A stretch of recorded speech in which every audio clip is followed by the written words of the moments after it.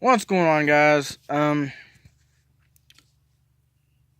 realized in the last video where I had the cylinder off, which is right here, off of the bike, that I talked about this little pin right there being broke off, and this is what it should look like. But as if you're a two-stroke person, you would realize or know that this is to the power valve, and it's what you call a sub valve. It's got a gear down below it, and down below that is a cylinder that's got a cutaway. And let me get this out of the way. Right here is back behind here, and here is where the gears and all that stuff is, and here is there's a little bar that goes from here, or from here back to somewhere in the top of the cylinder down inside.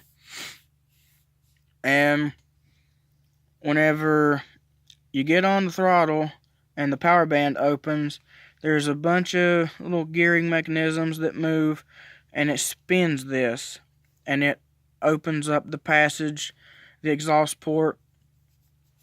And that's pretty much how a power band works. But that cutaway underneath here, it pretty much has to be tuned or turned a certain way for the teeth, so that whenever it opens up, that little port is facing the right way. And I didn't really share much about that, so I took the head back off to kind of show a little bit better. Now I don't know if you'll be able to see, but I'll try my best. I've took Q-tips and I've cleaned the inside of that on the gears. But let me get my wheel turned a little bit. That's going to be too much. Just go ahead and turn it back. But if you look past the throttle cable, get that out of the way, there's the gear teeth right there. And if you can see on the two teeth, that right there is the bar. That goes back and forth in here, and it spins this gear. Well, if you look on this side of the gear on those teeth, there's a little looks like a mark, an etch around the circle. That is the alignment mark. There's a little bit of a recess, indent on those two teeth, and that little black mark on that bar is that is where those two teeth that have the indent needs to be, in the middle of that black line right there.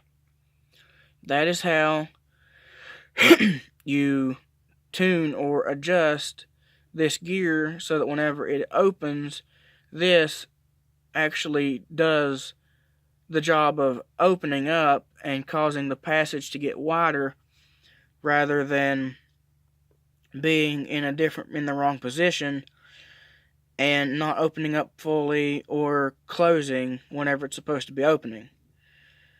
I kind of hope that I don't get, well, not many people, if anybody, really comments on my videos. This is a sleeve that keeps the pin. It's like a guide sleeve, and the top of this one broke off, and I don't really know how that happened, unless it got seized up and snapped off. But I just kind of wanted to make this quick video I did. It is right. In the last video, I was lifting this thing up a lot, and I figured if you watch the video and you know about two strokes and power band and stuff like that, that gear has to be in a certain position to work properly. So, and if you didn't know and have a two-stroke of like similar, now the KDX, this is a KDX 200. It's a little bit different from the KX power band stuff. This has two separate bars. This is the passage for one, and that's the other passages on that side. This has two bars. The older KX 250s had one bar that goes all the way across, which this one does too, but it's a little different. But that's pretty much the point of this video. Was it's pretty straightforward.